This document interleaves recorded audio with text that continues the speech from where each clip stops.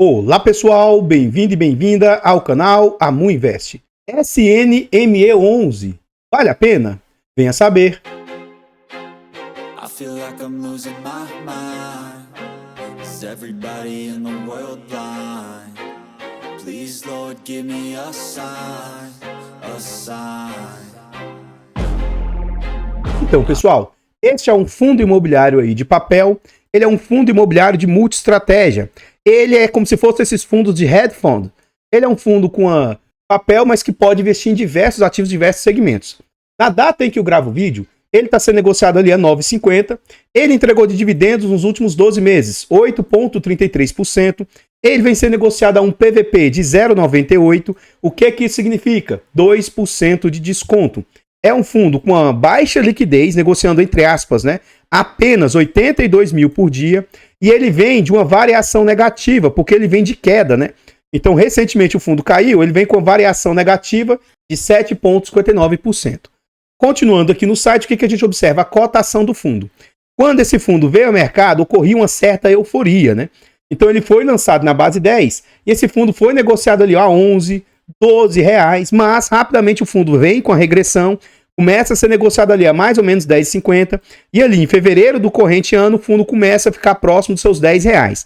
Normalmente, o que vem acontecendo também com outros fundos, esse fundo ficou lateralizado a 10 e ali mais ou menos em abril o fundo começa a cair para os patamares mais ou menos atuais dessa casa 9,70, 9,80. Então, esse movimento de queda que ocorreu com o fundo é normal. Os fundos de papel, fundos de multi-estratégia, todos eles estão sendo negociados com certo desconto. Então, não vejo como sendo algo fora do comum. Continuando no site aqui, a gente chega na parte de informações a respeito do fundo. Então, aqui a gente vai ver o nome, o CNPJ, é um fundo para investimento em geral, ele é híbrido, é um fundo misto, né? Prazo indeterminado e gestão ativa. Em relação a taxas, nós vamos deixar para ver lá dentro do relatório. E não há que se falar de vacância para um fundo de papel. Ele conta atualmente com 2.800 cotistas, quase chegando a 3 mil cotistas, e tem ali mais de 7 milhões e 400 mil cotas emitidas. Ele ali vale 9,66 e ele tem um valor de mercado aí de 71 milhões. O último dividendo entregue pelo fundo foi de 11 centavos. Continuando no site, o que a gente observa? A gente vê aqui o yield médio do fundo. Então esse fundo chegou a ter um yield de 1,09, no seu ápice ali 1,23. Como a cotação caiu e o dividendo caiu também, aí o yield faz aumentar. Ó. Saiu de 1,03 e agora está na casa de 1,14. Note o que eu falei. Ó. Esse fundo foi cair os dividendos. Os dividendos caíram. Aí o que faz? Derruba a cotação para que o dividend yield aumente e fique atrativo. Então, nominalmente, ele chegou a entregar 12 ou 10 e agora ele deu uma recuperada para 11, mas talvez o patamar de entrega do fundo seja na casa de 10 centavos. Então, aqui é o que a gente observa nominalmente dizendo, ó, o último dividendo foi anunciado no dia 14 de junho, eles vão pagar no dia 25 de junho, mas como eu gravo o vídeo com antecedência, quando o vídeo for lá, eles já vão ter pago esse valor. Lembrando que os vídeos são gravados, esse aqui está sendo gravado com quase 2 semanas de antecedência. Então, o fundo vai pagar ali 11 centavos. E por fim, continuando no site, a gente vê sobre performance. Como esse é um fundo que ainda não tem nenhum ano de vida, não dá muito para a gente trazer o comparativo das performances. O que dá para trazer é, como é um fundo novo e ele está com queda, ele tem com performance negativa. Mas no médio e longo prazo, se o fundo não tiver quedas muito abruptas, mesmo ele estando abaixo do seu valor, os dividendos suprem isso e começam a trazer rentabilidade positiva para o fundo. Então, eu acho que é um fundo que, para o médio e longo prazo, tende a recuperar toda essa rentabilidade atual aí. Não vejo como sendo algo agravante, algo preocupante, não. Então, pessoal, antes da gente continuar vendo mais a respeito desse fundo imobiliário, eu trago aqui para vocês formas de apoio financeiro ao canal. Se você gosta do nosso trabalho e quiser nos apoiar, considere fazer uma doação para o Pix, amuinvest@gmail.com. Desde já agradeço imensamente todos vocês aí que nos apoiam. Outra forma de apoio financeiro ao nosso trabalho aí é tornar-se membro do nosso canal. A partir de 10 centavos por dia, R$ 2,99 por mês. Tornando-se membro, você vai ter acesso a vários benefícios. Além de nos ajudar, é baratinho. Então você vai ter acesso antecipado a vídeos. Lembrando que esse vídeo está sendo gravado com quase 2 semanas de antecedência. Vocês têm preferência quando pede um vídeo, participa do grupo do Telegram e tem desconto na nossa planilha de controle financeiro. Essa nossa planilha é um ótimo produto, barato, acessível, com muitas funcionalidades. Considere fazer a aquisição dessa planilha. Você vai organizar os seus ativos, vai te ajudar na sua declaração de imposto de renda e você ainda vai ter um alto poder decisório para decidir em quem investir. Adquira a planilha porque você vai estar nos apoiando e vai ter acesso a um ótimo produto. Recentemente eu tenho tido uma procura, sabe? Muitas pessoas me procurando para consultoria, mentoria, estruturação de carteira, ajuda, né, nesse sentido. Se você tiver interesse e precisar desse tipo de serviço, considere aí mandar uma mensagem para o e-mail do canal, amuinvest@gmail.com. Pode ser que eu consiga ajudá-lo de alguma maneira. O nosso canal ainda conta com e-books de introdução aos fundos imobiliários, de introdução aos fiagros. São e-books de ótima qualidade. Faça a aquisição dos nossos e-books aí, são baratinhos, acessíveis, mas com ótimo material agregador. Compre porque vocês vão nos apoiar imensamente. Eu não poderia deixar de agradecer aos membros. Os membros que se inscreveram recentemente, o Altran, o Eduardo, o Anderson, que renovou o clube de membros. Vocês, membros, carregam o canal nas costas. Muito obrigado de coração. Esse vídeo aqui foi um pedido aqui do inscrito, HB Brasília. Então, pessoal, agora eu só estou atendendo pedidos de membros ou inscritos. Se inscreva no canal e aí eu vou passar a fazer vídeos se vocês pedirem aí, tá bom? Ele falou o seguinte: amor, quando der, faz um vídeo sobre o SNME 11, por favor. Então tá aqui o pedido dele sendo atendido. E agora nós já estamos dentro do relatório gerencial. É um relatório grande, ó, de 31 páginas, meio que contrariando os fundos de fundos e os fundos de multiestratégia que costumam ter poucas páginas de relatório. Tem, na minha opinião, tá? Muito blá blá blá, mas assim, se você for inexperiente, se você quiser ter uma visão macro, vai ter bastante informação nesse sentido. Mas para nós, em relação diretamente ao fundo, não tem muita informação assim direta. Aqui a gente vê as taxas cobradas, ó, 0,20 de administração, 0,79 de gestão, performance de 20% se bater a média do IPCA e IMAB. E aqui a gente vê a estratégia do fundo, né, que eles vão investir em diversos ativos. Aqui a gente vê o sumário, o índice do fundo, os destaques aí de acordo com o último relatório. Muitas dessas informações já foram trazidas, né? Então eles trazem como destaque que atualmente o fundo está com 76% do portfólio em crise, mas eles estão começando a migrar para comprar ações. Então, dá para você ter noção mais ou menos da estratégia do fundo. Ele vem falar sobre o cenário macro, sobre os índices, né, de performance, como que está o nosso índice Ibovespa, como é que está o IFIX. O Ibovespa vem acumulado do ano de 9% negativo e o IFIX vem pelo menos 2% positivo. Então, está menos pior aí do que o Ibovespa, mas a nossa bolsa, frente às outras bolsas do mundo, está tomando uma surra gritante, né? E aí ele vem falar todo esse cenário macro, que eu costumo pular, essa parte que eu não dou muita atenção. Ele vem falar sobre questão de CPI, questão muito dos Estados americanos, que querendo ou não influencia aqui no nosso mercado. Mas eu sugiro que você vá pausando o vídeo e vendo essa parte que eu estou passando com atenção, ou até mesmo abra o relatório e vai ver com calma. Aqui ele traz uma trajetória que eles acham que vai acontecer com a taxa Selic, inclusive já erraram. Então, assim, para mim, você tentar fazer previsão, para nós, pequenos e médios investidores, gente, baixa a cabeça e invista. Pega o ativo e vai comprando ali. Se tentar adivinhar para onde que o mercado vai, não veja isso como sendo muito vantajoso, não. Você é um grande investidor, você prevê cenários, blá, blá, blá, tal, mas olha só. Eles previam que ia cair agora, o próximo Copom, para 10,25, ia se manter assim até o final do ano. Já não caiu. E agora, algo que antes eles esperavam a Selic até 9%, essa era a projeção deles. Talvez, já tem gente sendo pessimista, achando que vai até o final do ano nessa faixa de 10,5. E aí, sabe, é importante você entender o que eles acham. Mas tentar prever, para mim, isso aí, essas futurologias da vida, para mim não apetece o meu coração. Continuando aqui, fala sobre curva de juros futura no Brasil. E é essa abertura da curva de juros aqui que faz com que atualmente o nosso cenário aí de fundos caia. Quando ocorrer a inversão dessa curva de juros, em algum momento vai ocorrer, aí a gente volta a ter o nosso mercado, aí, o nosso segmento mais atrativo. Mas toda essa queda, seja no Ibovespa, até mesmo nos fundos imobiliários, eu vejo como sendo algo atrativo, vantajoso para a gente, sabe? Aqui ele traz alguns indicadores que é interessante você saber como é que está se comportando, né? E tudo também é projeções. O que eles têm uma estimativa para 2024? O PIB vai crescer 2%, enquanto o ano passado foi 2,9%. E aí a previsão é de ficar na mesma, né? Sendo que o ideal seria um crescimento melhorzinho do PIB aí. A inflação do ano passado foi de 4,62% e a previsão, a projeção era de 3,8%. Mas eu duvido muito isso aqui se concretizar. Acredito que vai ser até mais. Então todas essas projeções aí, né? Enfim, eu não vou nem ficar citando muito sobre isso aí, que para mim é muito blá blá blá e pouca coisa prática. Desempenho no mercado secundário, desempenho patrimonial, toda essa parte aqui também eu vou pular e vou entrar aqui na parte que, entre aspas, interessa, mas na minha opinião eles pecaram gravemente, severamente. Poxa, eles são fundos de papel. Aí eles vêm comparar aqui com o RBRP, que é um fundo de tijolo. BBFO, se eu não me engano, é tijolo. Fundo de papel aqui, mas é um fundo de CRI. A URE não dá muito comparação. FAOE não dá para comparar. BTLG é fundo logístico. Por que essas comparações? Por que eles não trouxeram aqui o fundo, o BGHF? Por que eles não trouxeram o MCHY? Por que eles não trouxeram fundos de multi-estratégia aí das outras gestoras? Não entendi essa comparação deles não, tá? Mas vamos à frente aí. Continuando aqui, a gente chega na parte contábil. Como é que o resultado do fundo foi gerado? A gente observa que a maior parte do resultado está vindo de CRIs, até porque ele tem um percentual maior alocado em CRIs, um percentual aqui alocado em ações, tal, outras despesas, taxas, e aí o resultado total apurado de 796 milhões. E aqui a gente vê isso aqui por meio da DRE, o demonstrativo de resultado de exercício.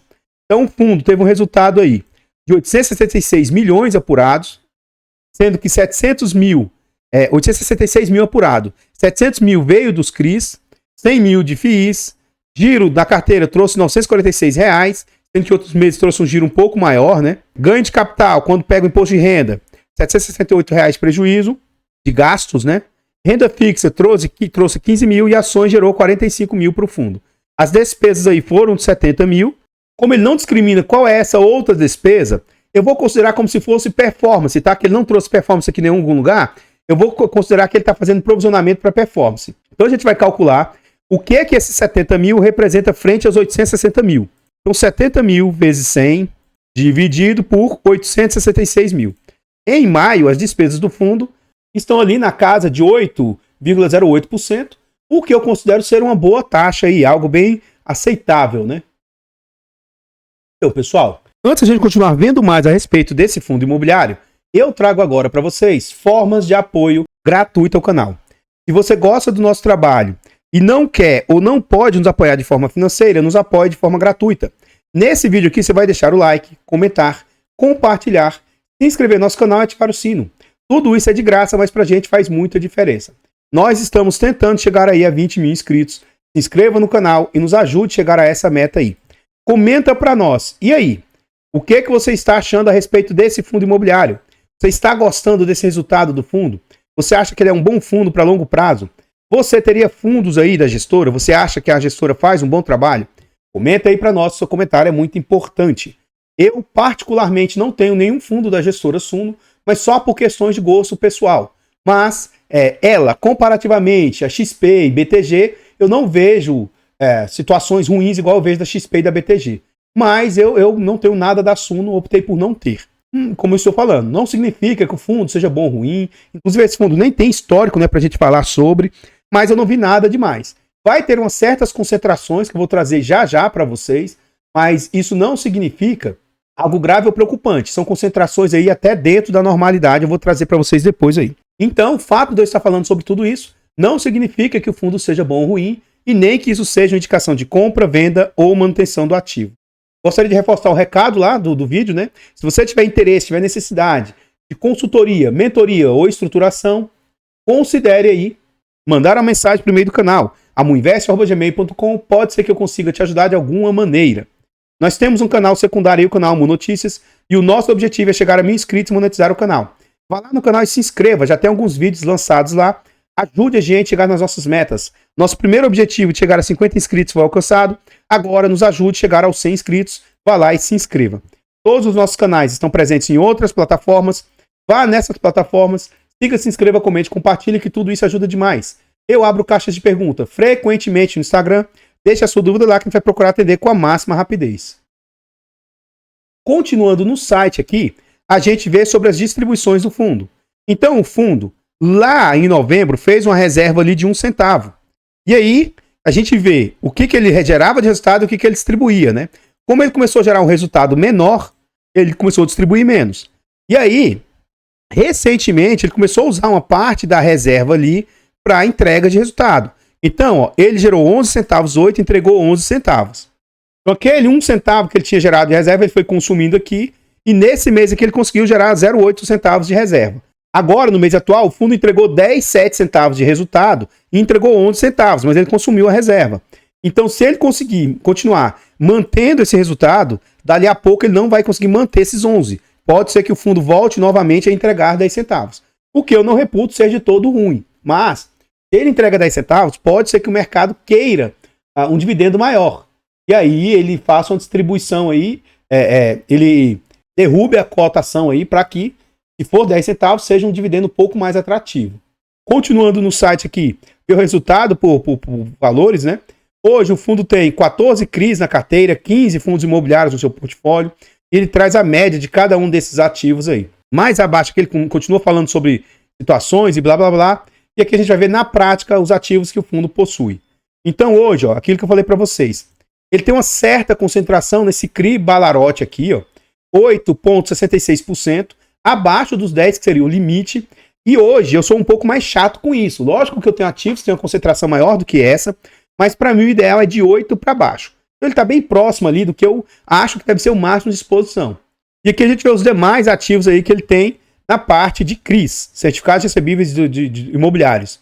Aqui mais abaixo a gente vê a exposição que ele tem aí aos fundos imobiliários, né? A maior exposição é 4,48% e eles têm exposição de 4,48% no RBRP. O interessante seria saber qual que é o preço médio deles, né? Aqui ele está dizendo a cotação a 61, mas a quanto que eles compraram? Eles compraram e já estão no lucro ou prejuízo? Eles têm alguns fundos desconhecidos, né? E assim, a gente sempre fala sobre conflito de interesse. Então eles têm um fundo da própria casa, ó, o SNEL 11. Por que o mercado não saiu vendendo esse fundo desesperado, falando que eles fizeram um péssimo trabalho, 1,58% de exposição no fundo da própria casa? Isso é um absurdo. Porque a Valora fez isso lá com o VGHF 11 e causou todo um burburinho e tal, né? Então não estou protegendo ou defendendo ou criticando nada, mas poxa, isso aqui é normal. Se eles tiverem de investir, eles vão investir no ativo da própria casa. Eu vejo isso como sendo algo, não é nada fora do normal, sabe? E aqui a gente vê exposição a ações. Todas as ações do segmento aí de imobiliário, seja de shoppings ou incorporação. E aqui a gente vê como é que está a exposição em termos de gráfico de barras. A exposição aqui que ele traz, ó. Tipo de ativo, pulverizado, FIIs, corporativo. Tipo de CRIs, alienação fiduciária, cessão fiduciária, quais as garantias que foram dadas, né?